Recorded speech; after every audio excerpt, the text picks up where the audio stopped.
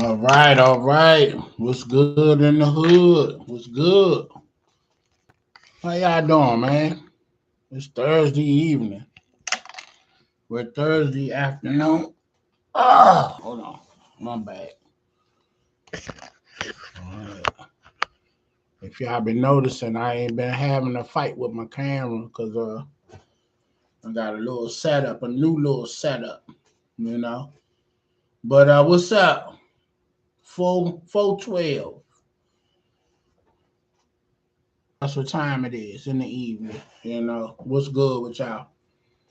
You know.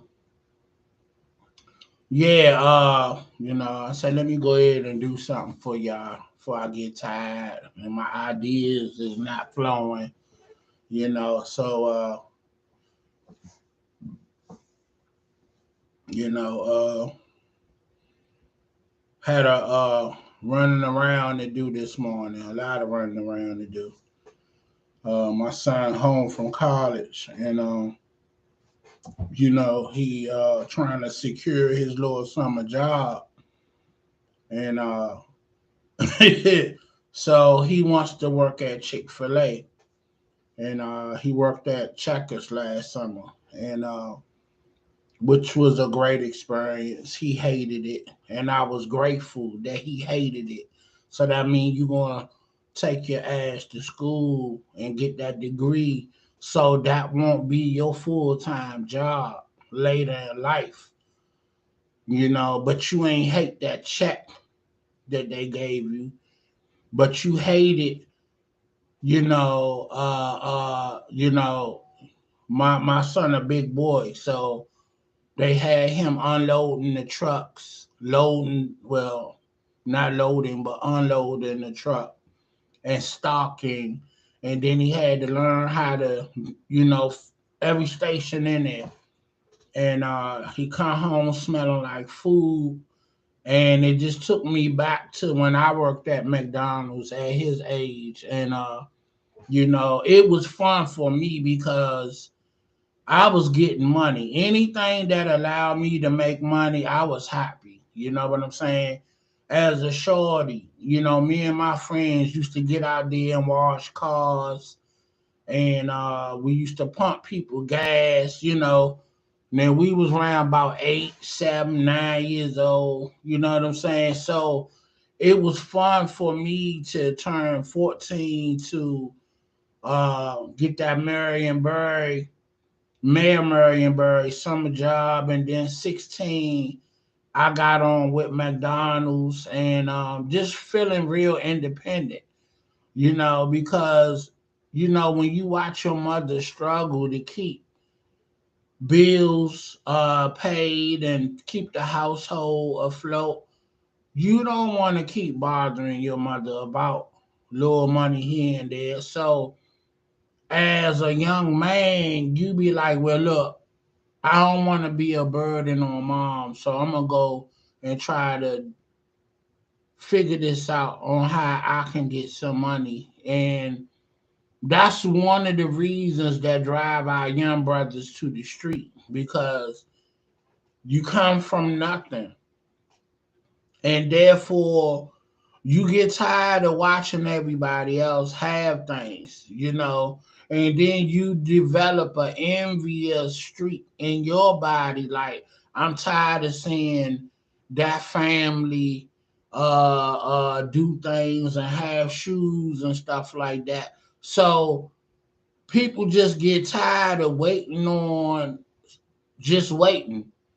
I know a lot of people like that, but thank God, I feel like with nothing, still my family was very resourceful. We was a big family. We handed things down to each other. We kept our clothes and shoes up, but it wasn't the same because it wasn't yours. I was that kid that wore hand-me-downs. My cousins before me give me their shoes, their clothes, their coats and stuff. Only time I got something of my own was Christmas and my birthday, straight up. And that's how it was. That's called being resourceful and not having to spend money that you really know you don't have. But with that being said, so when I did grow up and start getting a little piece of money or whatever, or even at 16, 14 years old, when I got my little checks, the first thing I was buying? Clothes. What the second thing I was buying? Shoes. You feel me? That was mine. Not no hand-me-downs. But then once you start getting fresh gear, who coming up after you? You want to look out for them. So I was proud to look after my little cousins and get them Jordans and stuff that, when I upgraded and bought new stuff, when, I got to a point that I didn't want what I had, okay, boom. I gave it to them and watched them be fresh. You know what I'm saying? And but the average person, they growing up, they like cars and basically cars for guys. We grow up liking cars and so when you start earning money, that's like the first cool thing you want to buy is a car, a fly car, something fast, something everybody, talking about. Like, ooh, I see you, Slim. You know, I ain't give a fuck about no car. You know what I cared about? Having money in my pocket because it didn't make sense to me to be sending some joker $500 every month, taken from my bankroll. I was just that kind of dude. You know what I'm gonna send a joker some money for? But each his own. Each his own. My desire and my whole compass was I like to look good. I like to smell good. So if I'm fresh, I'm groomed, you know, that's that I was happy. And I had a bankroll in my pocket. I was happy. So I didn't need the car. But then I watched the guys that had the cars. Because you putting all your money into that car or that fly truck, then you balling. You doing your thing, you know. But I noticed something. Again, each his own. Each his own. But I noticed something. When you had that fly car, now I ain't talking about the hustlers. I'm talking about folks that work, that got a real check. Not nobody in the streets because you had money. You could have everything you want, but that's a price, death or the sale.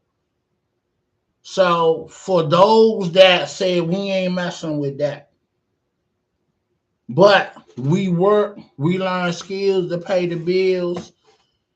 The guys that I saw buy these fly cars and trucks and bikes, I noticed something. You was nothing when we went into that restaurant, when we hooked up with ladies. You was nothing when we went in the clubs and we parlayed around. Your pockets was low, your gear was whack, you know, your shoes old, So my point is it was a sacrifice for what it is that you wanted. So I realized, okay, what means what to me? It mattered to me to look nice, you know. When you saw me, I looked like I had that fly truck or that car out there. You know what I'm saying? You know. But I was always somewhere where I had to represent, and you can't take that car or that truck in that restaurant or in that club or in a party, you know. So I allow myself to exist and to spend my money where to me it was effective at. You know, I got my share of women and phone numbers and everything. While I watch my guys that had the cars, that had the trucks and all that, feeling real busted because can't nobody see the car outside, you know. So you will wherever we sitting or wherever we post up at, you know, you wondering why you ain't getting no attention because you know you ain't fly, you know, you ain't fly, you ain't representing. So I just figured it out. I'm like, you know what? I don't care nothing about no car. I need to be fresh because places I go, my my appeal, my look is my representation. You know what I'm saying? And the fact that you know I present myself presentable, a lot of times it didn't matter what I had outside or if I had anything outside because I made a good enough impression just being fly and representing. You know, I had a lot of game, a gift for gab, you know, and I could hold conversations and whatnot. So therefore, you know, that got me over at the end of the day. And I was confident enough to say, hey, I got a bucket outside. But what you drive, you know, to a young lady. Okay, well, if you don't feel like roughing it, you know, let's ride in your junk. Let's leave my junk. I got the gas. Let's fill your car up. You know, let's ride out the AC. I was that dude rocking like that. You know, and it was many times the young lady give me the keys. Like I don't feel like driving. You driving the AC. If we going up there, I ain't okay. Cool, I got you. So I just say all that to say just know what you willing to sacrifice. I wasn't trying to sacrifice my money paying for a fly whip, and then it will make me suffer in the representation department. I couldn't see that. You know, my appeal is everything. Think about it. If somebody could have $1 million if their representation not right. You don't believe they got $1 million unless you know for a fact. And first impressions are lasting impressions. I don't care what nobody say. You know, never go to a job with your hair cut not groomed, or I mean not cut, or you're not groomed. Don't go with dirty clothes or wrinkled clothes and stuff on. You really think you're gonna get that job no matter how qualified you are. Because you know why? You can't even sell the appeal.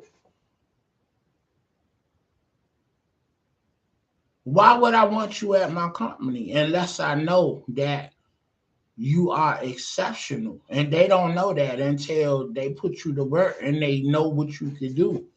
Or let somebody vouch for you. You see what I'm saying? So, I'm just different. I'm sorry. I'm just different. I was always in my own lane. While everybody wanted to compete, I was doing me and I was chilling. And I got the same results of everybody that had whatever. I ain't talking about the corner boys. They had the money and they had to gear and woo woo woo because you doing what you doing. I'm talking about regular folks that work.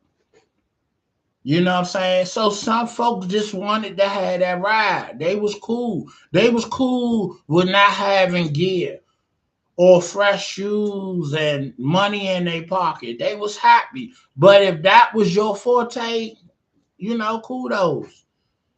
But I couldn't see it. I couldn't see it. That's just how I got down.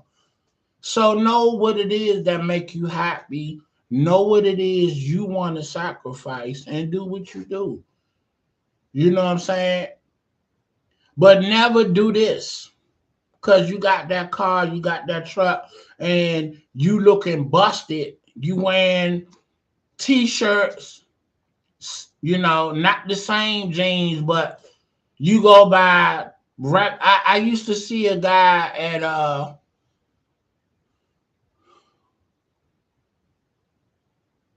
LeVar Arrington opened a little spot over in Largo Town Center. It was a guy. I don't know.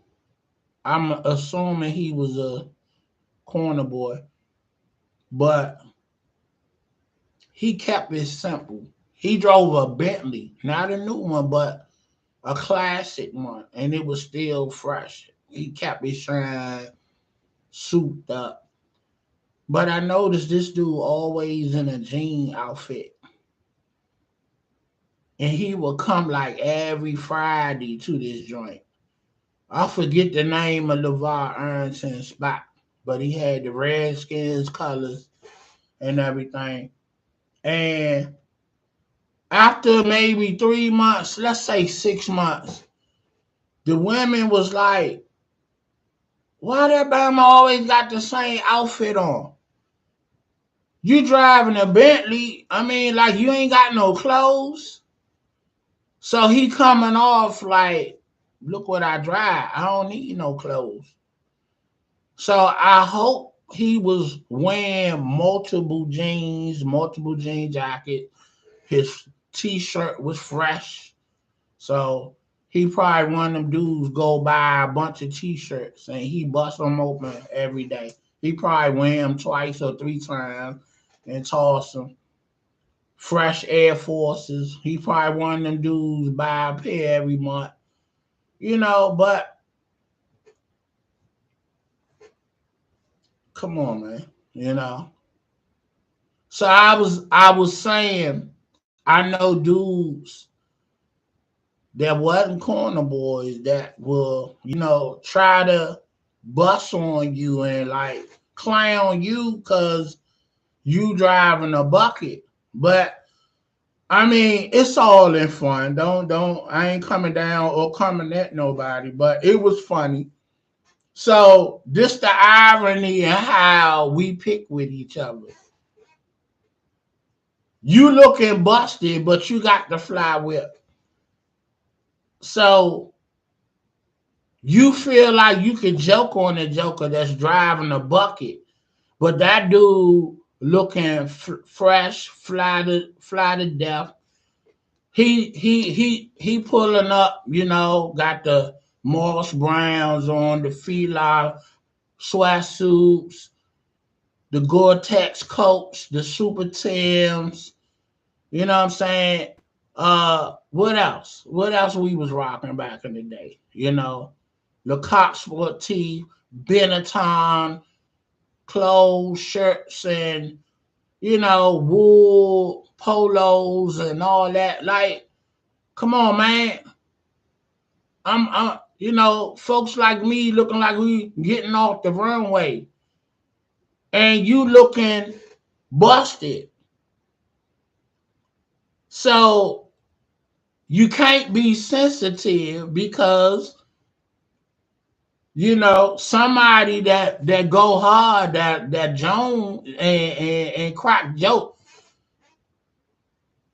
Nigga, where your Mercedes at? You looking like you in Rome and London and Paris, like you modeling shit, Where your whip, so somebody always got jokes. And then somebody like me, like,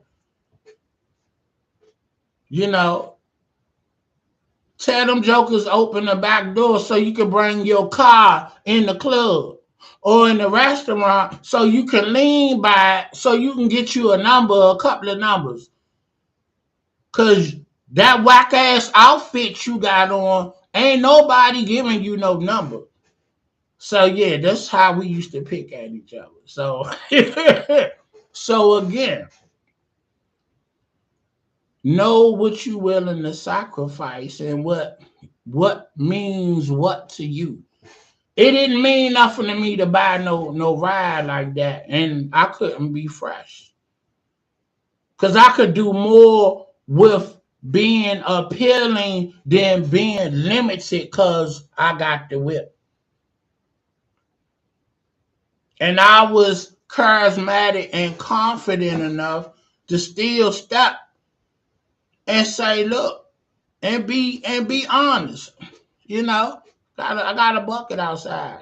But you know, if that's an issue, let's drive in your shit. See, a lot of dudes ain't going like that because they embarrassed. I'm different. I ain't embarrassed for what? I ain't asking you for no money. I got $1,000 in my pocket that I work for. You know what I'm saying? I kept a G on me. So I can go where I want, do what I want, pay for what I want. So, if you judging me by what I'm driving, then let's ride in your shit. So that's how I got down. And when TLC made that song Scrub, fronting in your homeboy ride, sitting in the passenger side, that was me all day. That was me all day. That's why every time I hear that song, I laugh. I was like, you goddamn right. I'm fronting hard. You feel me? You know? Cause my man got the fresh whip. I'm shotgun. You know what I'm saying? So we flossing. We flossing. Yeah, he looking whack with his shit, but if you my man, I'm be like, bruh, go in the closet and get you some fit. So we looking out for each other, holding each other down, holding each other up. That's what friends do for each other. You know what I'm saying? But if you thought you was all that because you had the whip and all right, I'm gonna let you look sloppy out here. You know what I'm saying? So that's how I got down in the day, you know. And if you was for real on that time and you was judging me, I don't want you around me, male or female. So I kept real friends around me.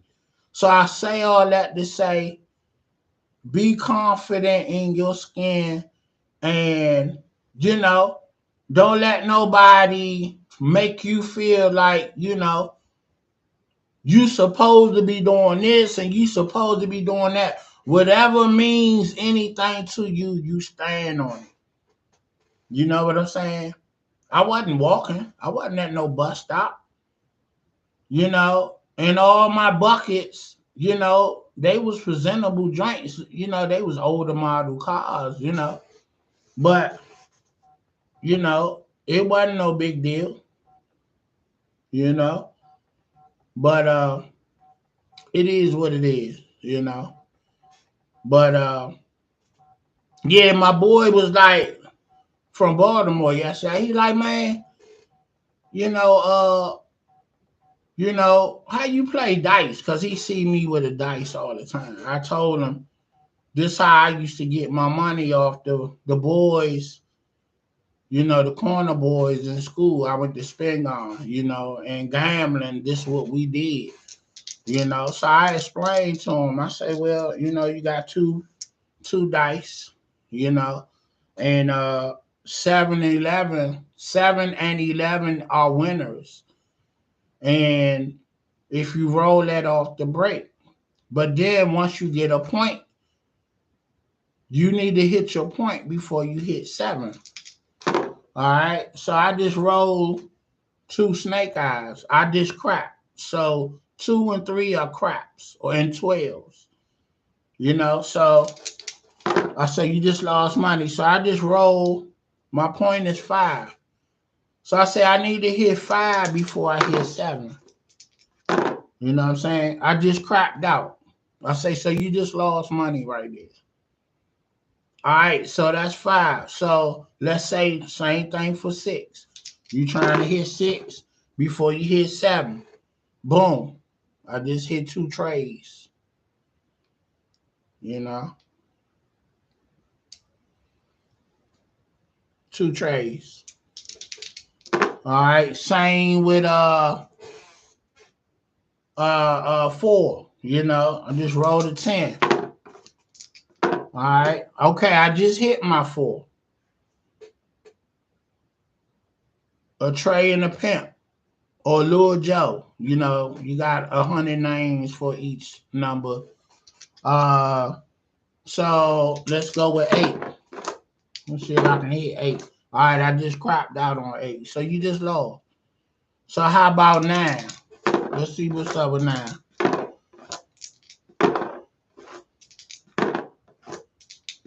We used to call 9 Nina Ross. You know what I'm saying? I just crapped out. Okay, how about 10? 9 and 9 want to come. Okay, I just crapped out again. All right. So you just lost.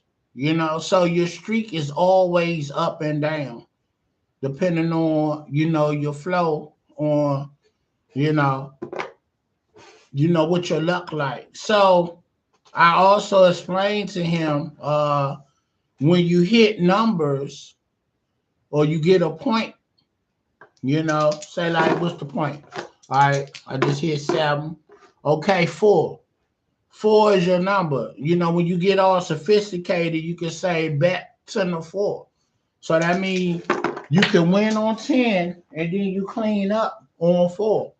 But you got to do that before you hit 7. Okay, boom. I just hit my point 4. 2 deuces. I clean up everything and I made side bets. So you do the same thing with 5. You know what I'm saying? Okay, boom.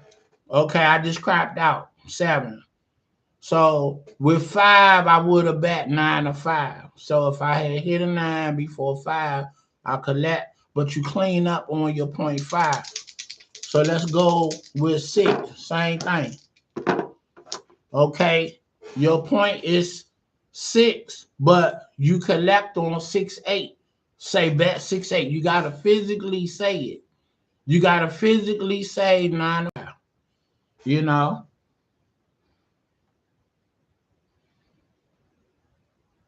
So uh so same thing with 95. Your point 10, say bet 10 to 4, 10-04, 6-8, 9 to 5, so yeah. So that's basically how you play craps. You side bet, you got the pack, and you know, I never knew how to play Celo, but I'm assuming um everybody that played Celo was from New York that I knew. I never knew nobody that wasn't from New York that didn't play Celo. So I'm assuming that they play with 5 dice.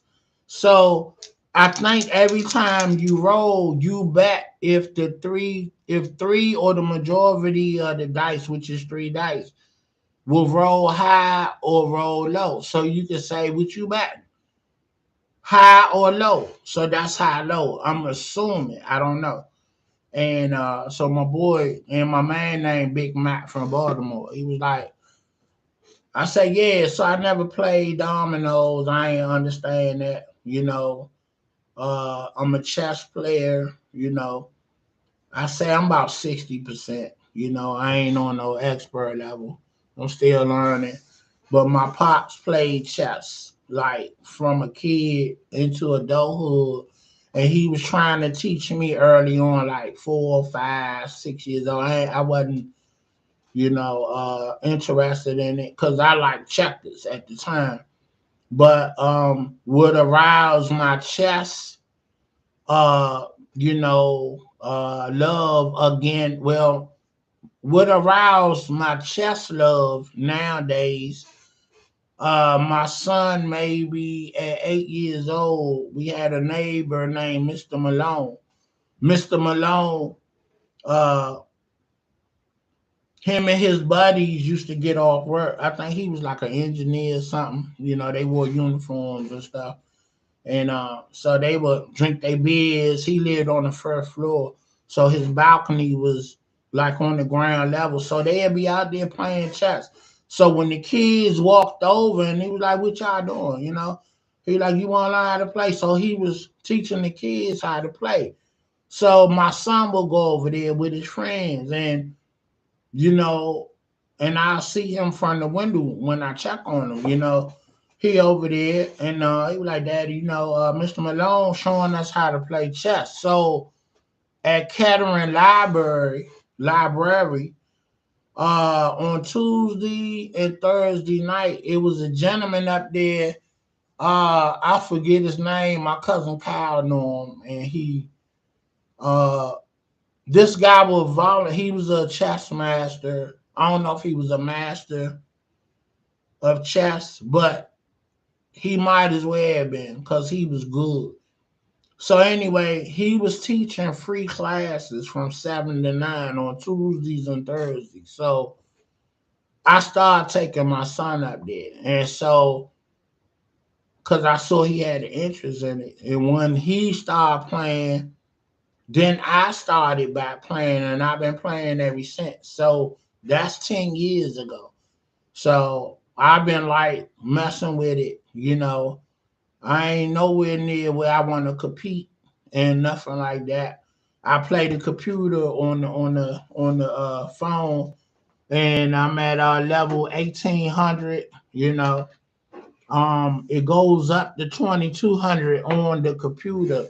So I haven't won a game since July of 2021 because as you go up and once you get at 1,000 level 1,000, it goes from 1 200 300 to 1,000 and then it go up to 2,200. I'm at 1,800, so that means I've been putting together strategies and working my way up to the levels. I can't get off 18 whooping my butt. 1,800 is whooping my butt, and 22 is the tier. You know what I'm saying? So, um, it'll just be luck if I crack the code to get to 19. So that's my chess venture. And I love it because it's a mind game, and it really makes you figure out what to do. And I just feel like I'm losing so much that it's making me aware of what not to do. But soon as I get the opposition, which is the computer on the ropes, he hit me with something new. So it's like, I'll figure it out. I'll crack the code eventually. Then he was like, you play Penuckle and all that. I was like, nah, man, down in DC, we play Spades, Tunk, Deuces, you know. I remember my mother used to be part of a card circle. And so everybody on Saturdays used to give a card game. And that house who gave the card game, they made, a couple of dollars. And the women will be in there serving dinners.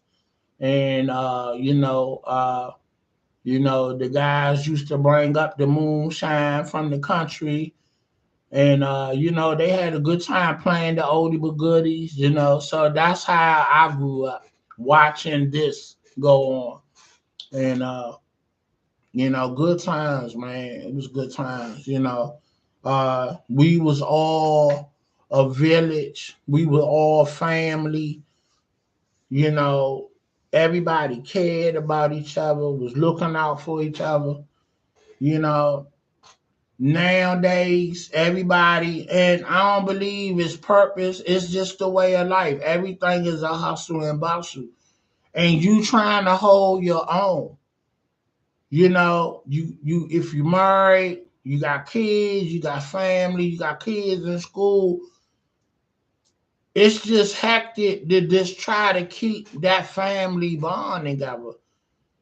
But it's always, I feel like, grandmothers and grandfathers that hold the glue together. And then when they die off, everybody just in their own entity of their family circle. And that's not a bad thing. And then collectively we come together when somebody die. And we say the same thing. We gotta stop meeting like this. And we enjoy each other company. And after that funeral and wake is over, maybe a week after that, we back to normal. But it's the way of life. It's nobody's fault. It's nobody's fault. It's just what it is. I'm busy. I'm trying to make my dollars and get my coin and whatnot, you know. So it's what it is. It's what it is, you know. My cousin just hit me. He say, each year at the Bowie Bay Sox Stadium, there will be a Negro League All-Star game in honor of those who played. Okay. Don't know if it happened last year. I've attached one of the tickets from 2019, and in 2020 it was 100 years for the league. Also, the card attached is the founder of the Negro League Legends Hall of Fame. I think he is connected to the original founders. Check out the website. Cool. Okay, that's what's up.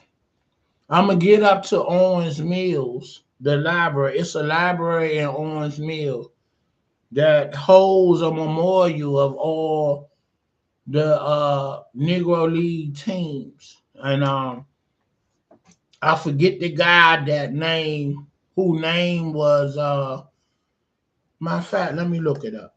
I got it. This is what I wasn't able to read the other night because my phone died. And I'm looking at my phone, and my cord got a shortage in it, and it wasn't. I had it charging, but it wasn't recording. No, it wasn't charging. So hold on, let me find it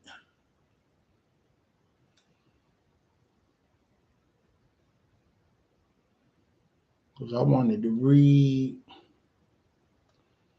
Hold on. I think this was the last day for Supreme Court Supreme Court Justice Johnson or Jackson. I think they're gonna swear her in soon. Okay. All right, this was up. Okay, I did a video on the Negro League and the Washington D.C. Homestead Grays. So it says how the Negro League's Homestead Grays shaped D.C. baseball. Okay, so I took pictures and everything. So let me read off. Okay, what's this guy name? Roy Banks helped launch the Hubert V. Simmons Museum of Negro Leagues baseball housed inside the Owens Mills Public Library in Owens Mill, Maryland. So I need to get up there and see that memorial. I'm gonna try to go soon. We might try to go Saturday, but let me read off what I was trying to read everybody last week. Uh, as I mentioned, Howard Hospital used to be, them whole grounds used to be a baseball field in 1912. And then Freedman Hospital came after. And then right after that, and I don't know the years of the change of, when the baseball field got tore down and then the hospital was made. I don't know the year of that. I could look. How about you look? If you given the story, you need the dates. It's only right. Okay, okay. Give a full report. Okay. When did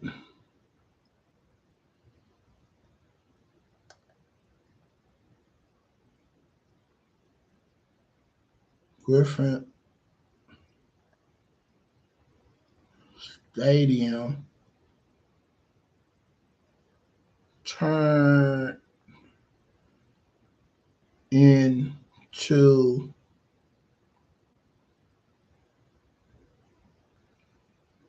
Freedman Hospital?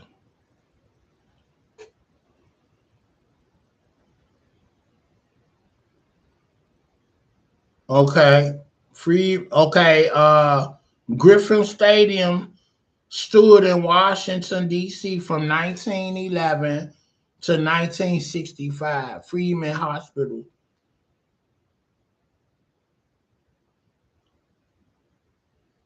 Okay, let's go further.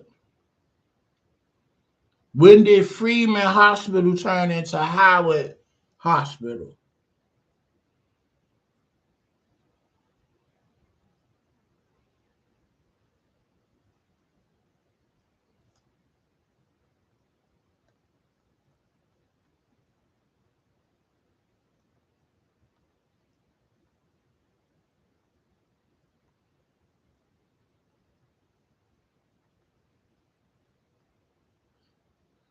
Turned into Howard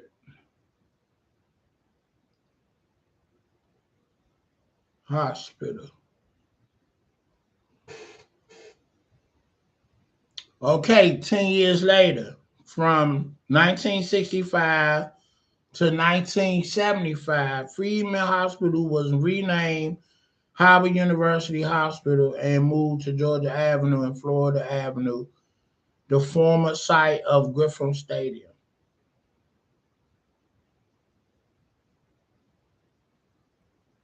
Okay, so there you have it. Okay, so let's go further. Who was Howard? Who was Howard Hospital named after?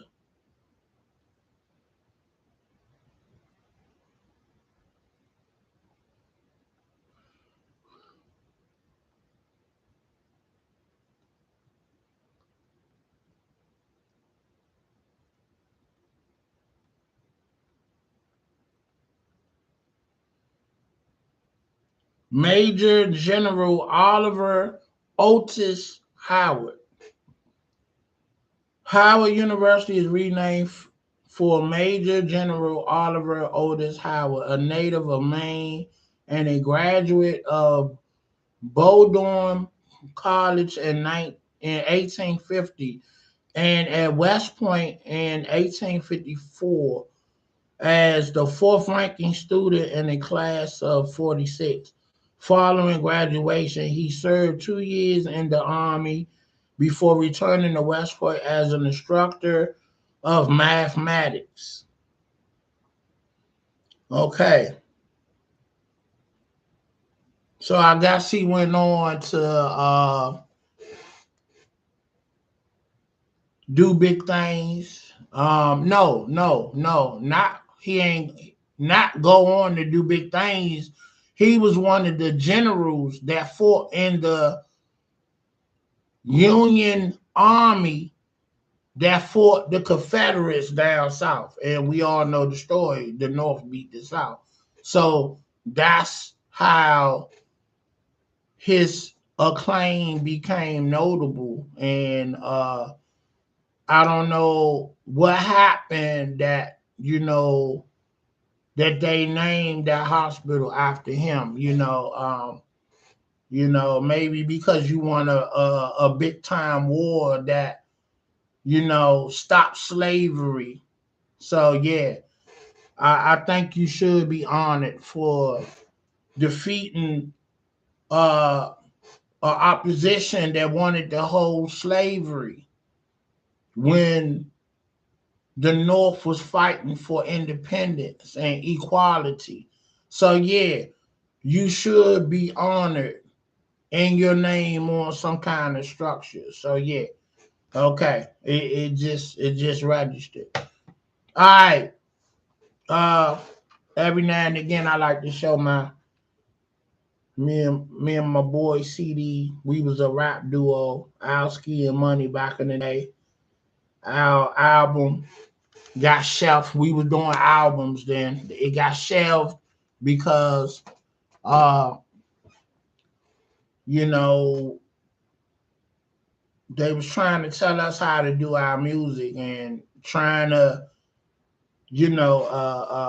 basically, once we signed a dotted line, we didn't own our material no more. You know what I'm saying? And not only that, the contract was whack. And, you know, so we sabotaged it in so many words. And they shelved our material. So it never came out. So that's why I'm not rich. And I'm here with you on YouTube. Not as a celebrity, but as a regular Joe trying to get monetized. But because if that had popped off, I'd be here with you like Fat Joe and Nori and all the other celebs that be on here getting their money, because you bring the following of who bought your records. You know what I'm saying? So yeah. So all right, let's talk about some notable DC figures that I talked with my cousin about. And I work with a gentleman that is retired military. I call him General Shaw. His name is Kenneth Shaw. And we was just talking about the notable people that's doing big things out in the industry and in the world of humanity that's from DC. So Clifton Powell, the actor, came up, and guess who he is related to? James Brown, the sports announcer, the NFL sports announcer. That's his nephew. James Brown is his uncle. Clifton Powell is James Brown's nephew. Did you know that? I don't think you knew that. Let me pull both of them up so you can know who I'm talking about. So you can have a visual. Because a lot of people, you know the name, but you can't place the face. You know.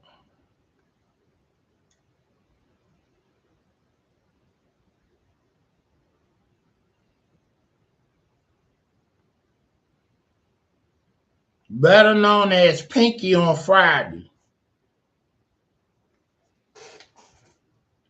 He's currently on a show, on a cable show called Satan Sinners. You know. He been around the game for years. Movies, film, stage plays. The dude is the truth. Yeah.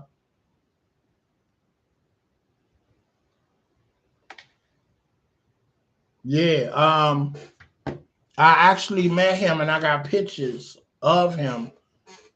Me up close with him and dapping him up. He was in what is that? Glenn Narding of Maryland, the big church in Glenard, named Glenarden, is a mega church. Church of Glenarden, Glenarden Church.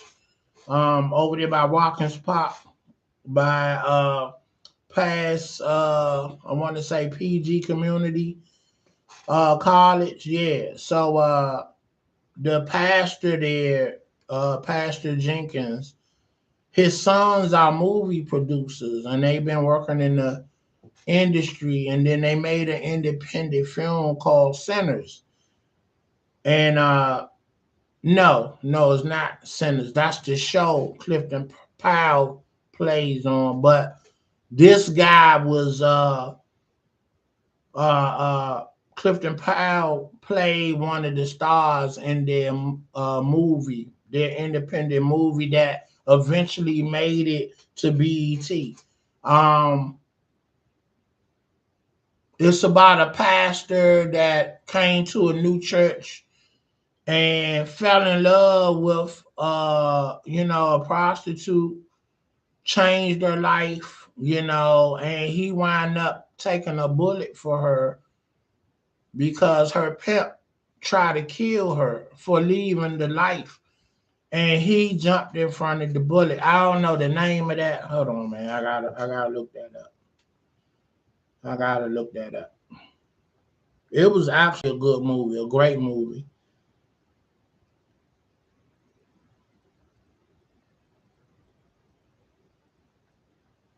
What was the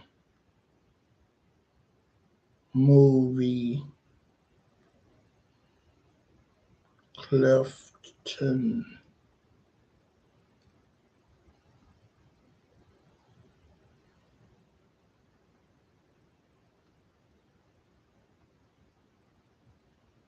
played in that the Jenkins twins produced from Church of Glenarden.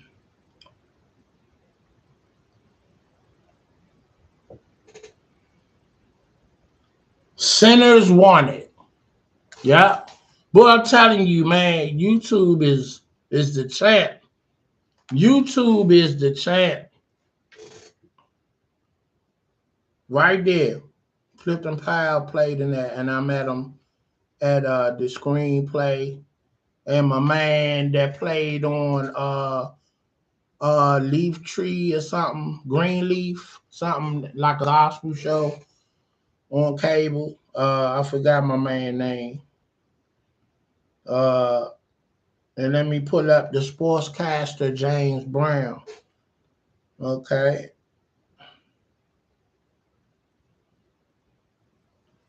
these are folks that I want to highlight, man. Folks from my town, my city, that's doing it big. You know.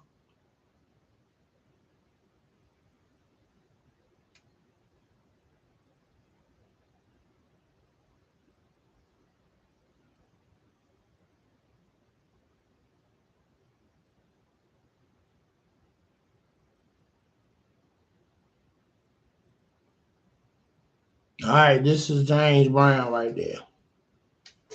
That's Clifton Powell uncle right there. DC, born and raised. You know what I'm saying? College, pro foot, no, college star player, and he didn't go pro, I don't think, and he went into broadcasting and made his mark there. So yeah, I want to highlight, you know, our movers and shakers here in DC that's doing it on a high level. You know, one of my girlfriends back in the day said she worked at the bank that he frequent. When he cashed his check, look at him now. He done lost all that weight. He look good. You know. Yeah. So The movers and shakers of DC, man. And that's already that have notable uh notoriety. And I just want to highlight them and give them their flowers on my platform, and then visit and reintroduce to you guys that may not know him or them. You know what I'm saying? And and if you do know them, you don't know they from here. So that's my whole objective when I do pieces on movers and shakers. I got a whole list that I want to introduce that's coming up. You know, this is my list right here. So I'm gonna be coming at y'all with a lot of fire on our notable heroes that made they mark. Um, the Tuskegee Airmen that reside right here in DC, like you know, uh, Mr. Flowers, Mr. Wise. These gentlemen have schools. You know what I'm saying? And named after them for their contribution to World War II, and to, being one of the Tuskegee Airmen that made history being black pilots. Dr. Wise and Dr. Flowers. Let me put them on the list, so I can get at them and do their stories. You know what I'm saying? So yeah, I keep telling y'all, man, we coming different over here. We ain't coming on here arguing and all the drama and the back and forth. We uplifting, we motivating, we encouraging, and it's what it is over here. Cause that's what I'm about as a person, you know. And I'm grown, I'm sophisticated, you know what I'm saying? I think, and used to be a socialite out there, doing my thing, and so I want to just give the game, the info that I done seen, and talk about fun times that I've been a part of and been around. And I love just talking about what somebody else doing, because they inspire me to want to do things. You know what I'm saying? I really pay attention to people that travel in other countries and all parts of the world. I'm the type of person I just sit back and I observe. And what I observe is what I don't have. Meaning, I don't have no big time money. I'm broke. But when I do get money, what am I going to do with it? Am I going to spend it all, or am I going to get myself educated now to know how to move? Suppose you won $1 billion. Where you going to put that money at? The bank is not going to hold all that money. They only hold 250,000 of your money. So where the rest of your money going? That's all they trying to be responsible for. So now you got to educate yourself about investments and where to put your money at, far as these different stocks and bonds and all that. You know what I'm saying? It'd be just easy to build you a safe in your house, like the criminals do. But when the criminals find out you sitting on that money and it's in your house, they coming to get it. So you don't really want all that money there. You don't want no money in your house. That's a no-no. If you can't carry it with you when you leave, you do not want money in your house. Because if anybody know that is in there, they coming in there when you're not there, or even when you're there. So you better be ready to defend it. So now you need to educate yourself on where and how to put your money. I'm trying to get educated into cryptocurrency, invest in it, and know how to, do what I do with it because this is the future. All this about the metaverse and all that, buying land in the metaverse, and now they making it way as though when you invest in these metaverses and earn money, it can be fluctuated over to physical money. Like really? That's what's really going on? You know, I'm like, man, look, I need to educate myself because I don't feel God want me to be poor all my life. And I'm 51. I got a good 55 more years left. You know what I'm saying? I believe I'm going to live into my hundreds. And me and my boy was like, okay, who was the oldest person that ever lived in their hundreds? And I saw something on the internet. Somebody in Taiwan lived to be 143. But really what's credible is like 116, 110. I think I can make 116. Just, I believe that. But then I ask people, if you had eternal life, would you take it? For me, it'll be a day-to-day response and it'll be different every day. Because think about it. You'll outlive all your family and friends if you took eternal life. You know, now, if you did not take it, then, you'll just live a regular lifestyle. And thank God we ain't got to worry about that. Because God in control of when you check out.